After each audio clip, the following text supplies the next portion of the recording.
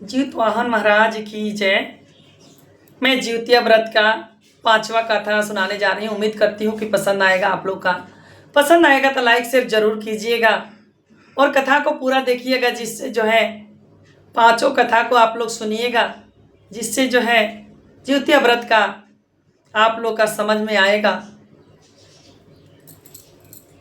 देखिए, हम लोग जैसे ज्योतिया व्रत रखते हैं, सभी बहनों को पता है, और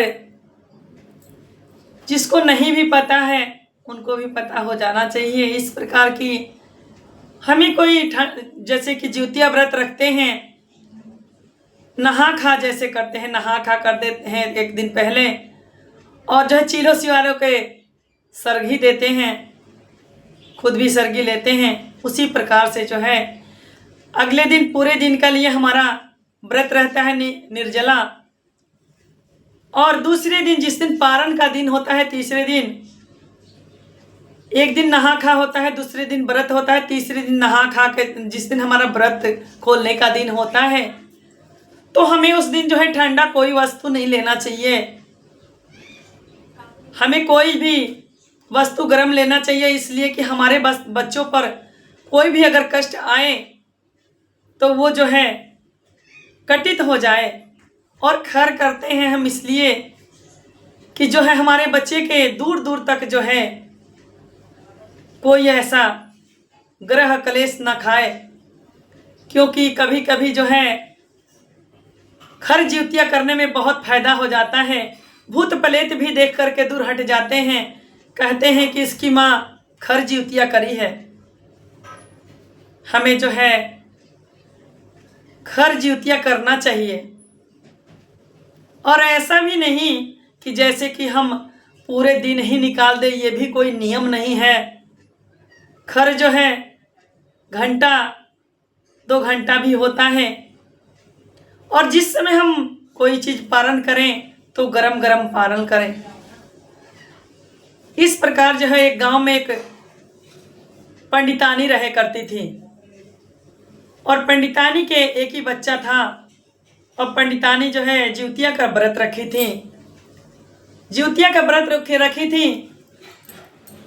और जो है वो बनाने के वजह से जो बासी खुशी उनका बचा हुआ था पारण के दिन, उनने जो है वही बासी अपना ठंडे ठंडे उनने खा ली।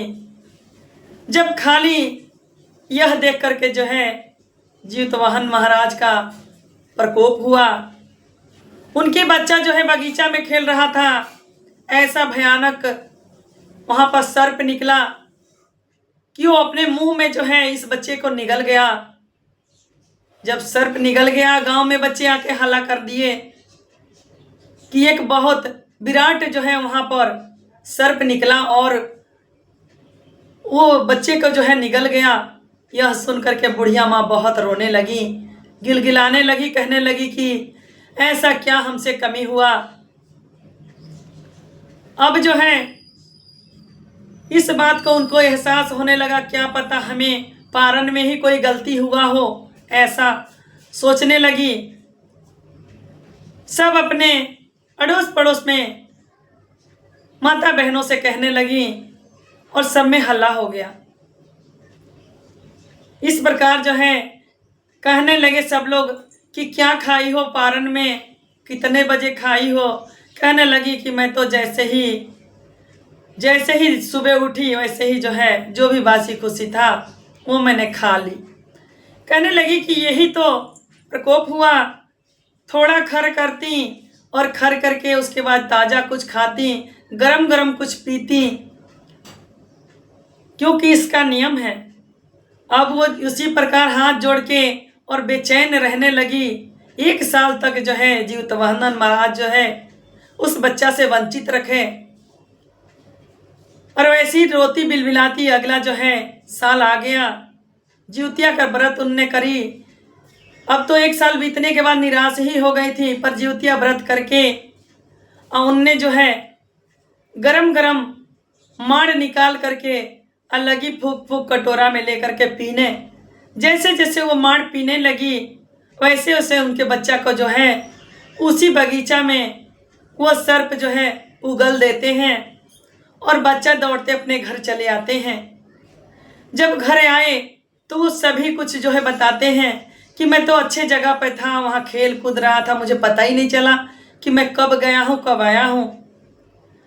अब वो बुढ़िया माता हाथ जोड़ी और कहने लगी कि हे जीवतवंधन महाराज, जैसे हमारा जो है बच्चा लौटाए वैसे सबको लौटाओ, और जो है जो निसंतान हो उसको भी संतान दो। आपका जो भी व्रत रखे ना रखे, कथा सुने, उसका भी आप सभी मनोकामना पूर्ण करो। बोलो जीवतवंधन महाराज की जय।